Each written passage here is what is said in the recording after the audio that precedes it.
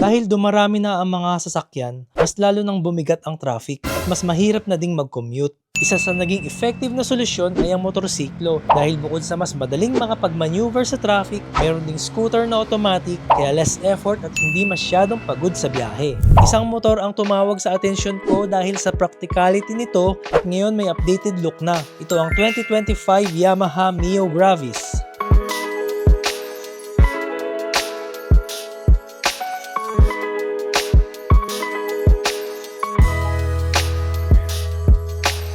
For today's vlog, subukan naman natin gamitin si Yamaha Mio Gravis para first hand na masubukan ang kanyang efficient performance. But first, isang walk around muna. Powered by a 125cc engine with 9 horsepower and 10 Nm of torque, with a front tire of 110 by 90 by 12 inches wheels, and the rear tire is 110 by 90 by 12-inch wheels. For the features, it has a 12-volt power outlet, lighter jack, na pwede kang maglagay ng mga cellphone chargers, USB charger, and dito meron tayong fuel button, and if you press it, dito tayo magre-refuel. Dahil yung fuel tank niya ay nasa ilalim ng floorboard, and we have a spacious floorboard para bukod sa placement ng paa, meron tayong lagayan ng mga gamit. With front disc brake and 2-pot caliper, and drum brakes at the rear. And meron siya LED headlights, dito meron siyang DRL.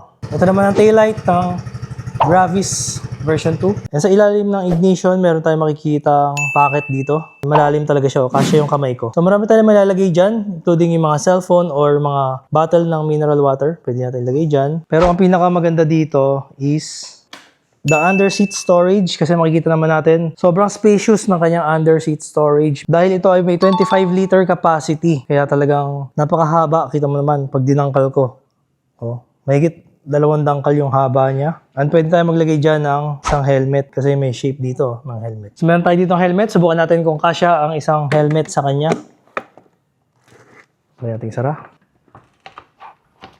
Medyo masikip pero yun, nagkasya. And it has a 4.2-liter fuel capacity. And then yung seat niya is nice and wide for a 125cc scooter. Pwede na siyang i-compare sa mga NMAX or Aerox when it comes to the seat size kasi malapad at mahaba talaga siya. And pag chinek natin yung seat niya, ayun, ang lambot, mga comfortable talaga siya. Masarap siya gamitin pang long rides. It has a digital instrument panel.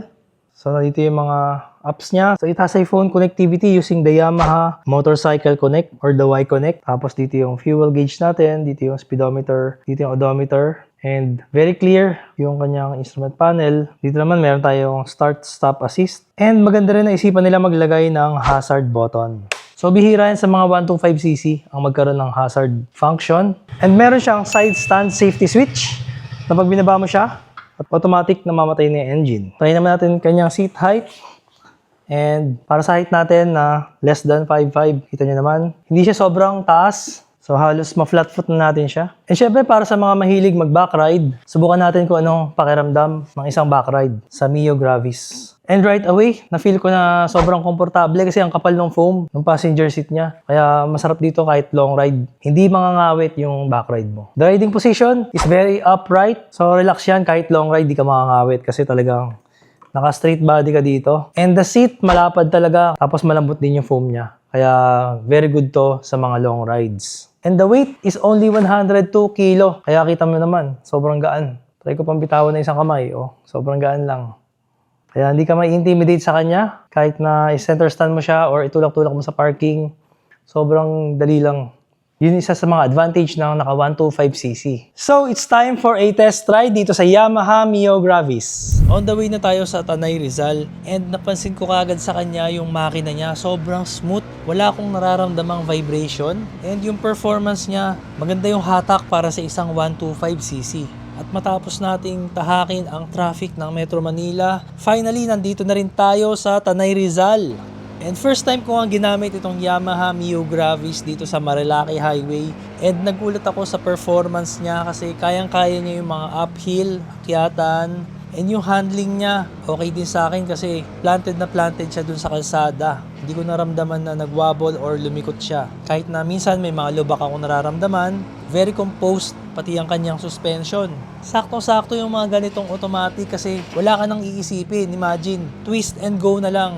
throttle and preno na lang isipin mo. Tapos pwede ka na mag-sightseeing, mas ma-enjoy mo yung environment, yung good view, at yung malamig na simoy ng hangin. Nung una, hindi ko sure kung okay siya sa Marilake dahil maraming akyatan dito. Pero nagulat ako kasi 125 lang siya. Pero ang ganda ng hatak, kayang-kaya yung mga akyatan dito.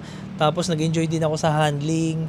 Sarap niya gamitin. Napatunayan ko hindi lang pala siya pang city riding. Kumbaga kahit i-long ride mo pala to, okay na okay siya, pati yung upuan kasi malapad, komportable gamitin. And then mga 2 hours na rin akong bumabiyahe simula kanina pa and wala akong naramdamang pagod.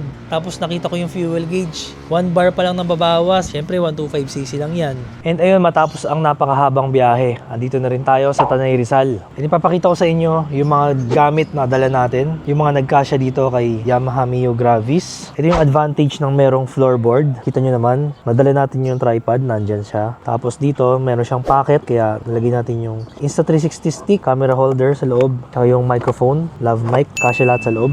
And then the underseat compartment, kita naman natin napakalaki ng kanyang underseat storage. So, nagkasya yung camera bag natin dito. May dala tayong camera, tripod head, may lens, tsaka yung mga SD card, microphone, battery, charger, nandyan, kasya. And dito, may dala tayong drone, and then may dala pa tayong raincoat sa ilalim. So, ganun kalaki yung storage niya. Talagang marami kang malalagay sa kanya.